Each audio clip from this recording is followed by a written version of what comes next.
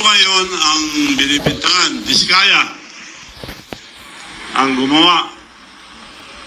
Ang mga kontraktor nila sa Ilocos Norte, Diskaya rin eh. Paano tayo maniniwala ngayon sa mga pinagsasabi nilang mga iniimbestiga? Mga kontraktor nila, maraming kumpanya.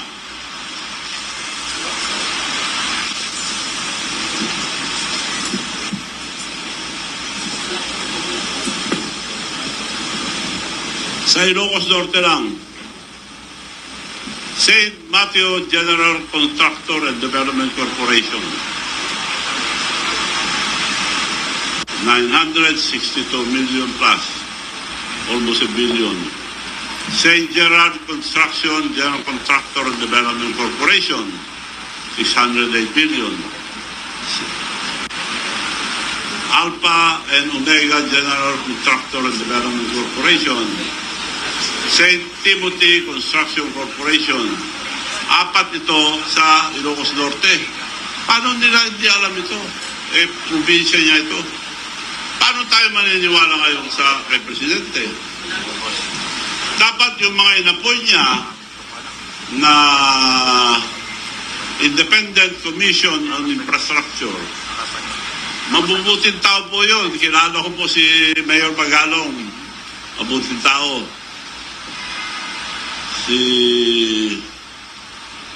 Yung pinsan ko yung isa, si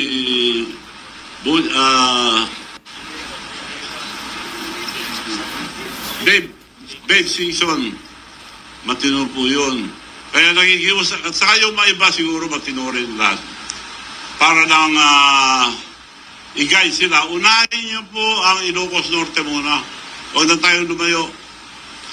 Dahil yung map, as far as flood control is concerned, at buong Pilipinas, sino naka-corner? Yung mga Diskaya. Eh sila ang kontraktor nila eh. Ba't pa imbestigahan nila muna yun? Nandun na natakalunguhan.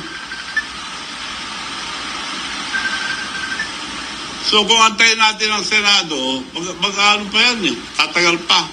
Diretso na. Diretso na lang ito. At ang suggestion ko lang, huwag na natin pahirapan ang taong bayan. Yung rally, baka may manggulo pa. Ang pakiusap ko lang, it will be a peaceful revolution about corruption.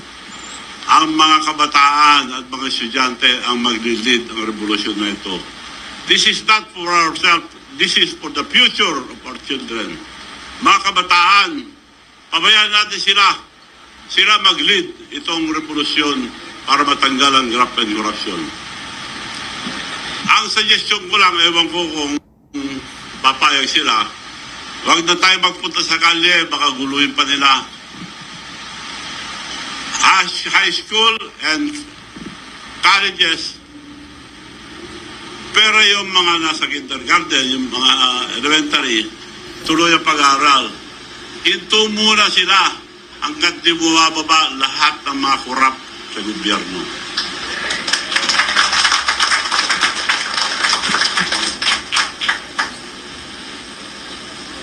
Ngayon, kung ayaw nila mag-resign, sila nagpapahirap sa mga estudyante.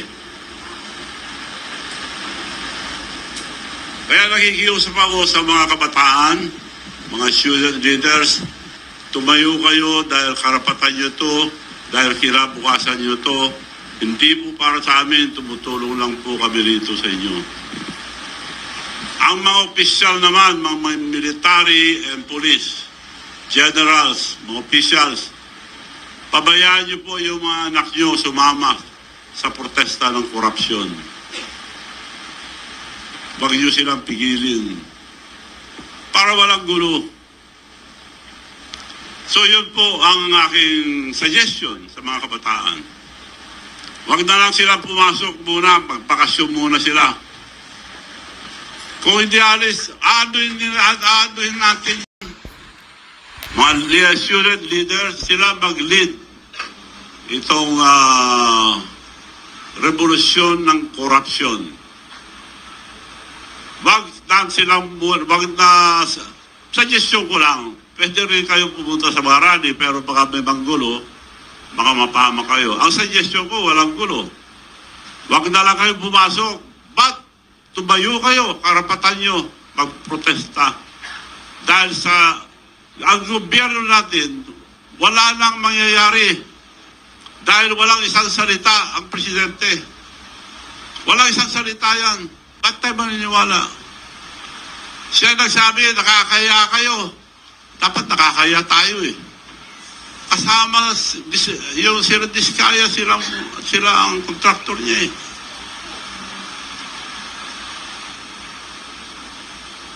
So ang pakiusap ko po ang mga student leaders, mga kabataan, to lead this peaceful revolution for corruption. Dahil ano nyo ang wala na tayong pag-asa sa buhay. This is your future. This is your future. Yung mga kabataan, hindi po sa amin. Tumutulong lang po kami pagpaliwanag dahil mukhang naliligaw tayo eh. Investigasyon sa Senado, walang nangyayari. Paikot-ikot lang tayo. So, yun lang po. Maraming salamat and I'd like to entertain any question.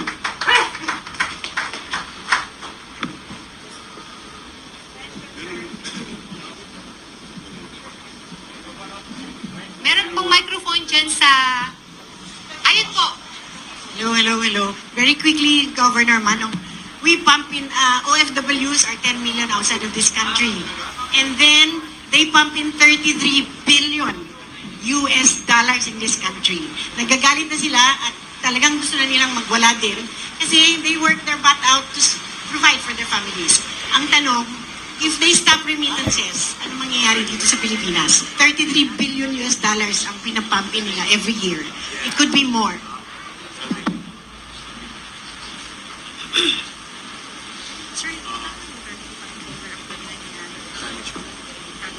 Pwede rin yun, pero hindi na dapat yun para di mahirapan yung mga kamag-anak nila rito. Palapitin nyo na lang po dito sa likod.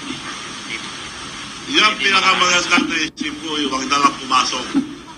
Kung gusto nila ituloy ang mga estudyante, dapat mag-resign lahat ng korap. So, pag At lahat ng mga politician, wag tayong makialam, pabayaan natin ang kabataan magprotesta. Because this is for your future. Mga kabataan, sila, hindi tayo. Sila na masisira kung di pa tayo tutulong kikilos. Pwede rin yung suggestion nyo, pero wag na dahil mahirapan lang mga kamag-anak nila. Okay. Sir, good afternoon. Sheena Torna from SMNI News dito po, sir. Sir, your reaction lang kasi this week nag-resign si House Speaker Romualdez at sa gitna nga ng kontrobersyal na maanumalyang flood control project. And ngayon sinasabi ng mga kongresista, especially Sandro Marcos, na pinapauwi na nga itong si Representative Zaldico dahil nga sinasabi na siya ang nasa likod ng mga katiwalian dito sa flood control. Sir, sa tingin nyo, damage control lang itong ginagawa nila para hindi lumala yung galit ng taong bayan? Ang pinalit, mabuting tao yan, si Buji D. Pampaganda lang nila yan. Pero kung tutuusin mo, same dog, different color. Paano siya susunod din sa naglagay sa kanya yan? 10 beses mo palitan ang speaker, ganun pa rin. Palitan natin lahat ng korap na opisyal. Follow up lang, sir. So, ibig sabihin, useless yung ginagawang pagdinig, especially po sa Kamara. Useless. Huwag na tayo maglukuhan. Thank you. Paikot-ikot lang po tayo. Tracy Cabero po sa Daily Chronicle. Pati lang daw muna po ni Edith Moynihan. Anyway, ang tanong ko po ganito, kasi kausap ko si Mayor Magalong kaninang maga. And his comment was like, sa House at saka sa Senado, you can divide the members. Yung isa, pro Duterte, yung kabila, pro Marcos. Ang makakalungkot lang daw po, ang sabi niya, walang para sa bayan. Para si Duterte, para kay Marcos, walang para sa bayan. Ano reaction niyo po sa comment ni Mayor Magalong na gano'n?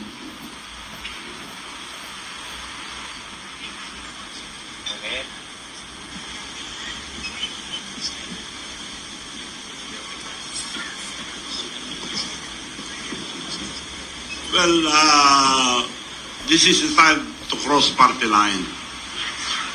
Sama-sama muna tayo lahat. Tanggalin muna natin mga korap.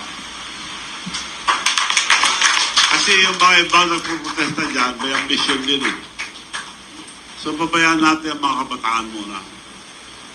That's true. Divided dyan dahil may kanya-kanyang grupo.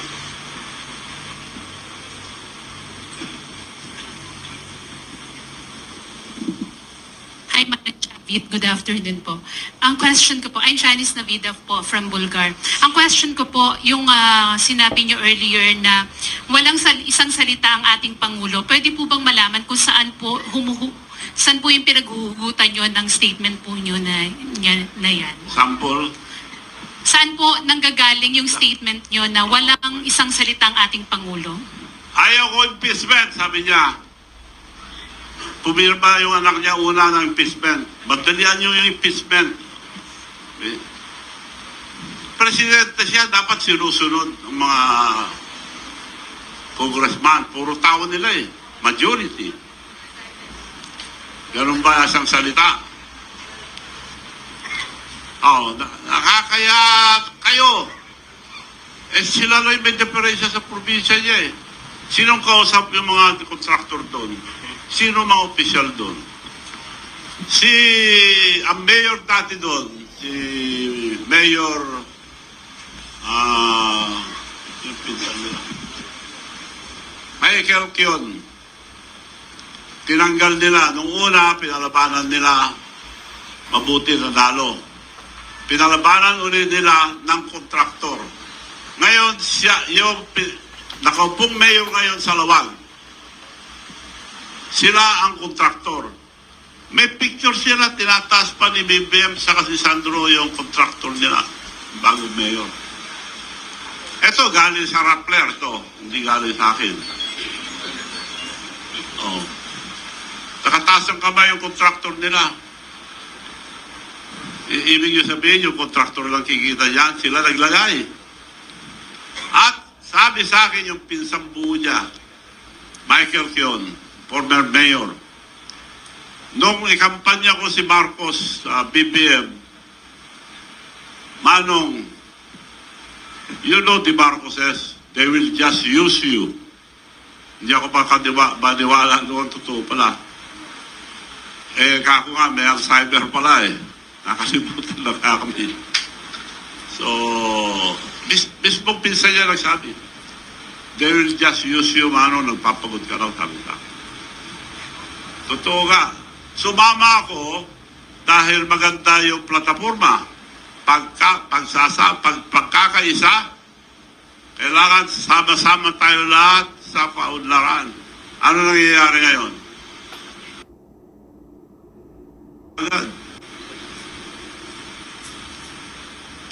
Ibig sabihin po ba nung panawagan nyo na bumaba ang mga korap ay kasama po ang ating Pangulo?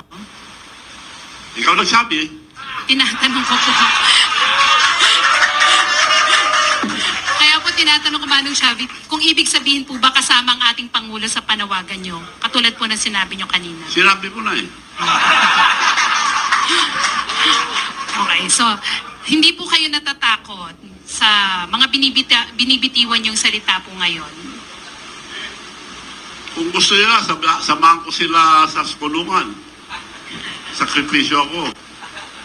Kung meron sila, inuumpisan nila akong bakbakan. Kung meron sila ang patunay na ako ay korap, pakukulong ako. Now, to give you one example, nag-mayor ako sa Narpacan dahil gusto ko lang tanggalin yung mga korap doon. One term. Wala kaming palengke, wala kaming bagong munisipyo. All the towns of Ilocosur, bago ang palengke, bago ang munisipyo nila, except Narbacan. Anong ginawa ko? Nagbigay ako 10 hectares, binibili nila ng 500 million, 5,000 per square meters. 10 hectares, di halaga ng 500 million.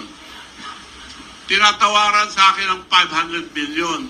Ang worth noon, 800 at the time. Ngayon, 15,000 na per square. Anong ginawa ko? Did I took advantage? No. Hindi ko binenta sa munisipyo. Ngayon, nakatayo ng palengke bago, munisipyo, lahat. Binigay ko lang ng 1.2. Lugi kagad ako ng 380 million. Ang leadership is sacrifice. Hindi panguhurakot. Okay po. Yung next question ko po, bakit po naisip nyo na ang kabataan ng gusto nyong magsimula ng peaceful rally? Dahil future ang mga kabataan ang iniisip ko. Kailangan tulungan natin ang kabataan. This is the future of our children. Saan sila pupunta kung puro 17 trillion ang utang natin? Umuutang pa tayo, nawawala naman lahat sa mga kurap. Kaya kailangan sila mag-lead para walang masabi ang tao na politician yan, maraming mga bintangan, inggitan. Mga kabataan mag-lead, supportan natin sila. Student leaders, tumayo po kayo. Dahil kinabukasan nyo ito, hindi namin kinabukasan. So may nihahanda na po ba kayong hakbang para kayo pong magpasimula? Suggestion ko lang yun kung gusto nila. Yun ang the most peaceful.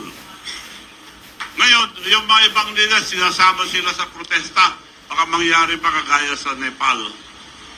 Magulo masyado. Ayaw ko yun, makapamag din yung mga estudyante.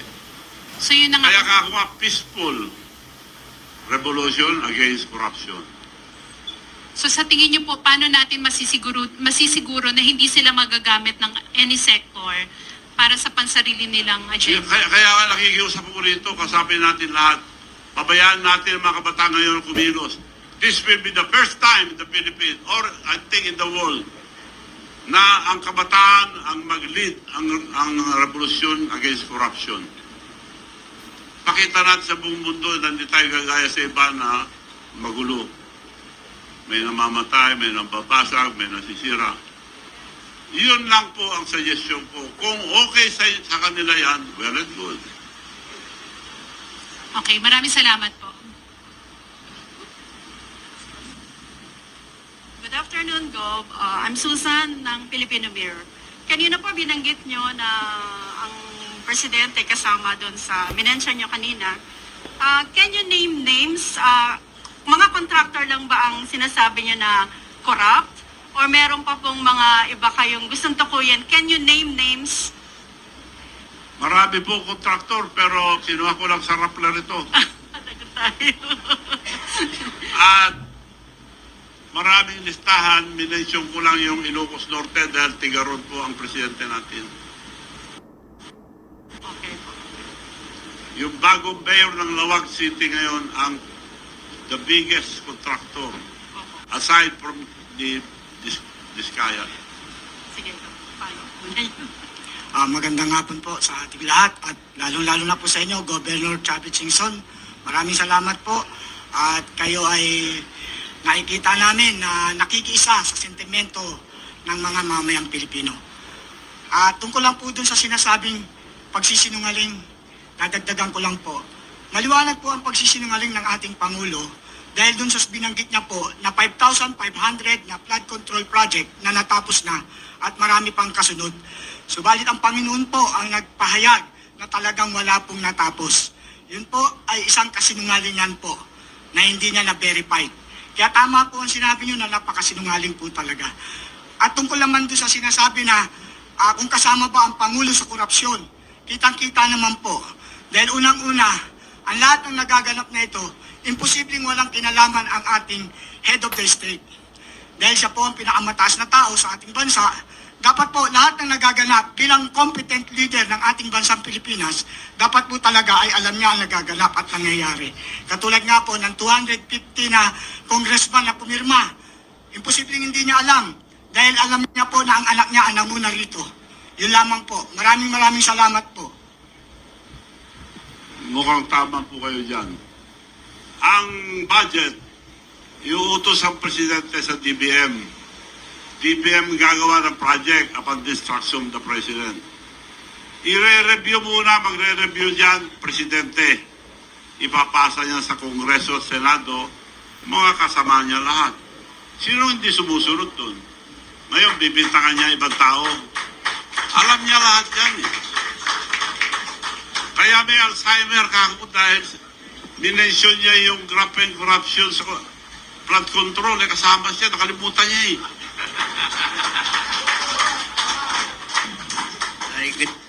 Good afternoon, Congressman Manalo from the Daily Chronicle. Na may nakausap na po ba kayong mga student leaders or student organizations to spearhead this youth-led movement? Wala pa. Nababasa ko lang, nababalitaan ko lang na kumikilo sa mga estudyante. Narinig ko lang nagsalita sila. Dapat sila ang mag-lead dito, hindi tayo. And how do you envision this this youth-led movement kung sakasakaling may tumugo sa panawagan ninyo na pangunahan ng kabataan ng revolusyon sa pamamagitan ng huwag pagdalo sa mga eskwelahan? Paano niyo po ito nakikitang ma-execute ng mga kabataan? Well, future nila ito eh. So are you calling for boycott yun ang future nila. So sila bahala kung ayaw nila, sila maepektuhan. So are you calling for total boycott? Walang hindi itong korupsyon. Sila epektado, wala silang kinabukasan. Kaya dapat sila ang kumilos mismo para hindi mabahiran ng mga politika. So yung pong boycott ng mga estudyante sa eskwelahan, sa pagdalo sa eskwelahan nila, sa paaralan should be continuous habang hindi bumababa yung mga corrupt sa pamahalaan. Suggestion ko lang yun para peaceful. Walang gastos pa. Lalaban ka. And one final clarification dahil sinama niyo sa panawagan na pagbaba sa pwesto si Pangulong Marcos na kasama sa mga involved sa flood control projects na yan. So nangangulugan po ba na sinasabi niyo rin na si Pangulong Marcos ay involved sa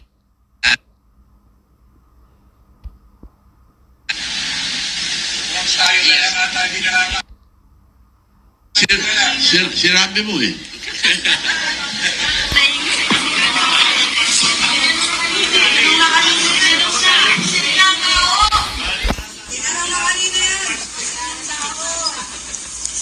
Sir, magandang hapon. Ralph Ubina po ng GMADCWD.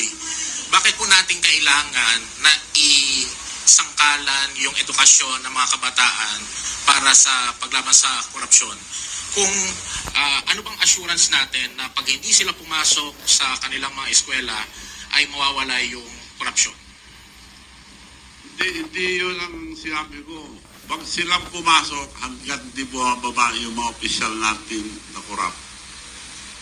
Kung maawa sila sa mga estudyante, mga kabataan, dahil pinaglalaban din ang karapatan nila, kasalanan nila. Para di mahirapan ng mga kabataan, ng mga estudyante, umalis na sila dyan. The soonest possible time, ASAP. Pero gaano katagal yun, sir? Habang nakaupo sila, nahirapan ng mga kabataan,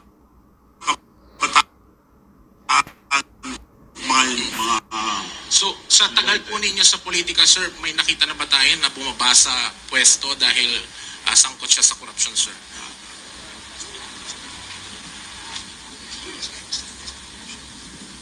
Dito sa Pilipinas, wala pa. Sa ibang bansa, nagpapakamatay pa.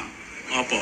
Dito po sa Pilipinas, sir, paano yun? May delikadesa sila. Paano natin masisiguro na bababa sila sa pwesto at makakapagpatuloy sila sa pag-aaral? Bumaba na lang sila, wag na sila magpakamatay. Wala namang nagpapakamatay dito sa Pilipinas. Eh. Okay.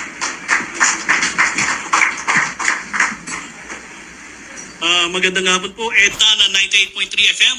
Gob, marami na ho tayong batas dito sa Pilipinas. Karapat-dapat hubang magtayo pa po ng ICC. Para ano ho yun? Meron na ho tayong ombudsman, meron na tayong sandigan bayan. Pagkatapos mo ng investigasyon ng ICI, anong mangyayari? Saan mo dadalhin yun? Hindi nga dapat yun ICC dahil may sarili tayong batas. ICI po, ICI. Sa?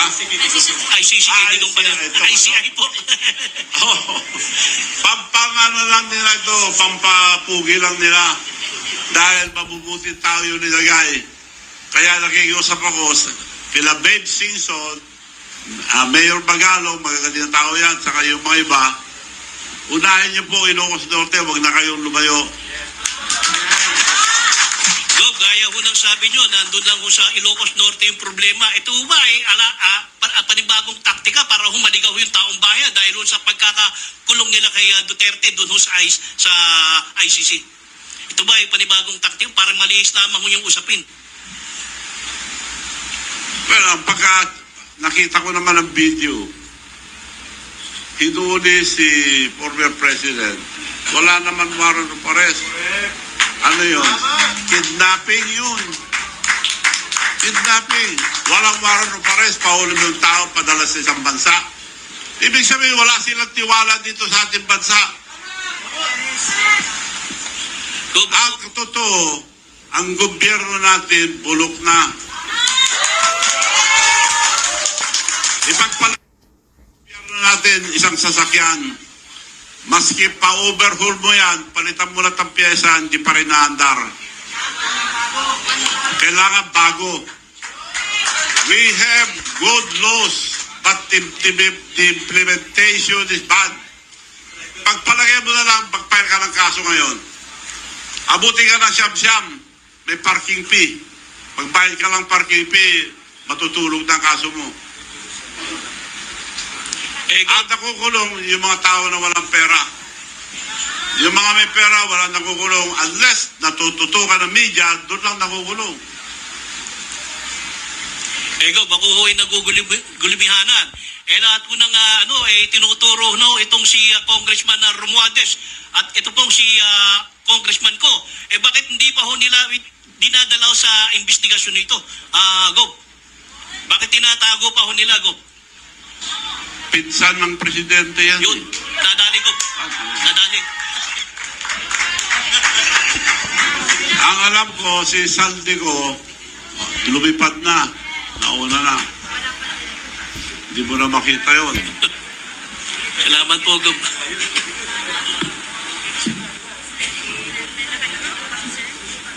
Hi, Sir. Dayan Lear po from Radyo Pilipinas. Sir, sa isang interview, sinabi niyo na kayo ay umaatras na ng suporta sa Pangulo. At isa po ba sa dahilan ay dahil hindi nabigyan ng pwesto o posisyon bilang director sa PCSO ang anak ninyo?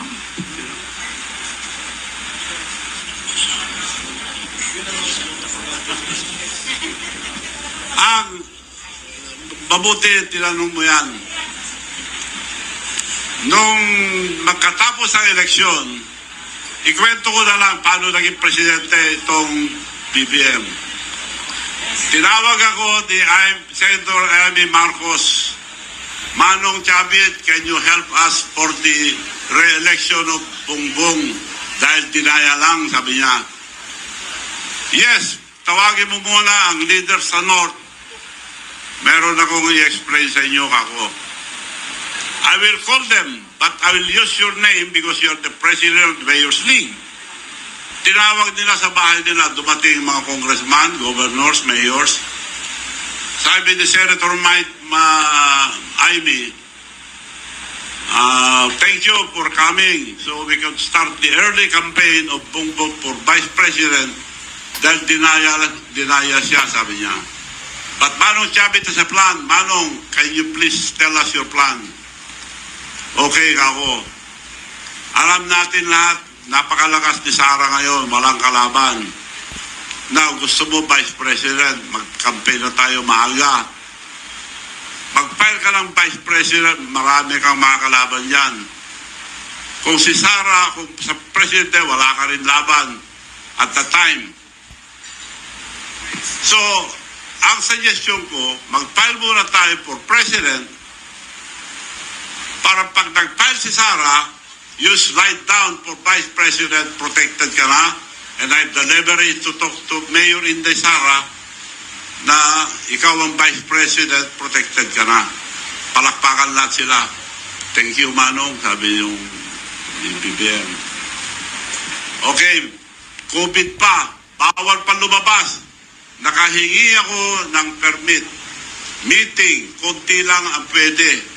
Hindi pwede malaking meeting. Ang ginawa ko, being the president of the Mayor's League, regional. Kaya humingi ako muna ang pamanhin at patawad sa mga mayors na kinausap ko na nakumbinsi. Dahil parang nabudol tayo. Alam mo, sabi ni BBM, Manong, ang swerte ko, ikaw ang presidente ng Mayor's League. Nung tumakbo ko noon, malaban lang ako isang mayor. Ngayon, puro mayors ang minibit natin. Region by region, region by region, region by region. Pinasyalan namin lahat ng region. Wala siyang gastos.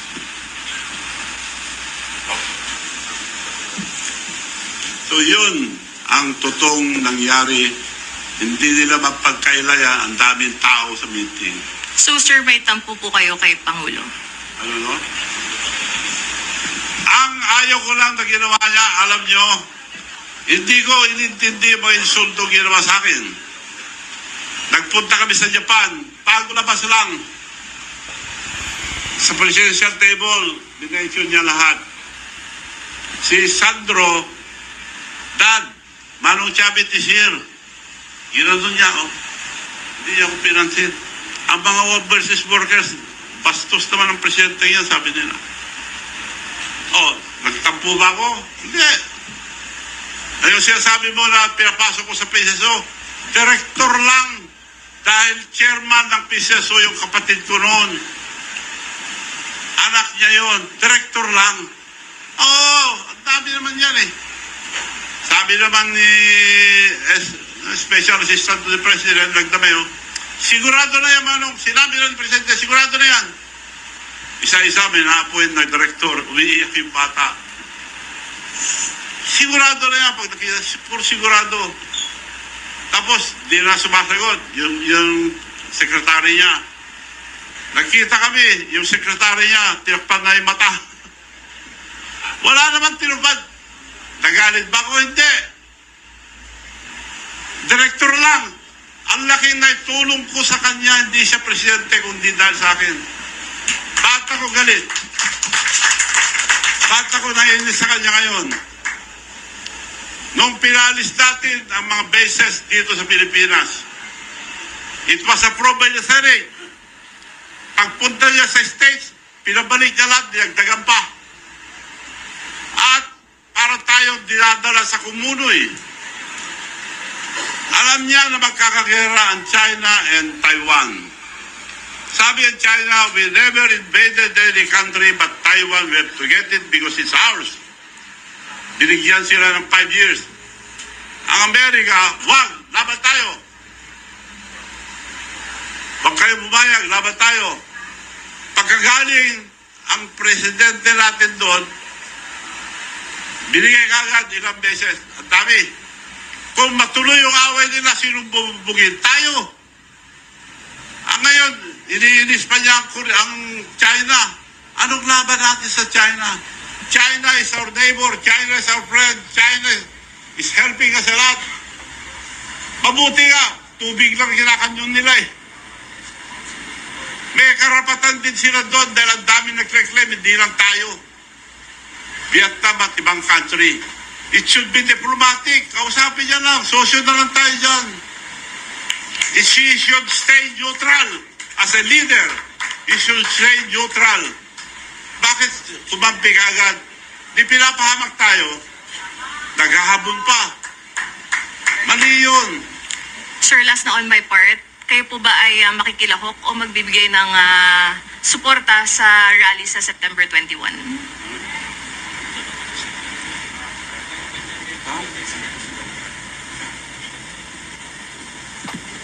Hindi, dahil ba nagpaparali yung mga iba, mga party list eh, politician din sila eh. Dapat yung mga kabataan lang. suportahan natin. Alright. Pero kung may mga politician at mga party list, hindi pwede. Para sa akin lang. Thank you po. Magandang hapon po, Liza Bonzo from Billionaire News Channel. So sa kasalukuyan po ay pinamumunuan niyo po yung Louis Chavot Singson o LCS Group of Companies na sa kasalukuyan po ay may 12 kumpanya. At ngayon po, ayon po sa mga pagsusuri, napag-alaman din po namin na konektado po ito sa isang construction firm na Satrap Construction Corporation na parang binaligtad lang po na partas ng ibig sabihin daw po ay provincial governor. At for context din po, base po sa datos po ng DPWH, no, nakakubra po ito ng 62 public works sa Ilocos Sur mula 2016 to 2025 na nagkakahalaga ng 2.7 billion pesos. Yeah. So for clarification lang po sir, ano po ang connection ng Singson family sa Satrap Construction? Mabuti tinanong nyo. 10 years daw. Nakasungkit daw ako ng 2 billion. 10 years. Eh, wala pang isang taon. Nasa billion na. 10 years. So, ibig sabihin, maraming project yan. Kung totoo man yan.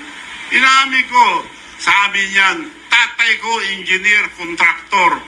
Bata pa ako, sumasama na ako, timekeeper. Dugo at pawis ang ginamit namin yan. Negosyo ng pamilya ko yan. Pero, pa-inspect nyo lahat ng project ng Satrap.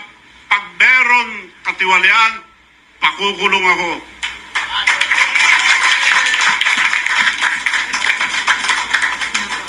Okay, thank you po.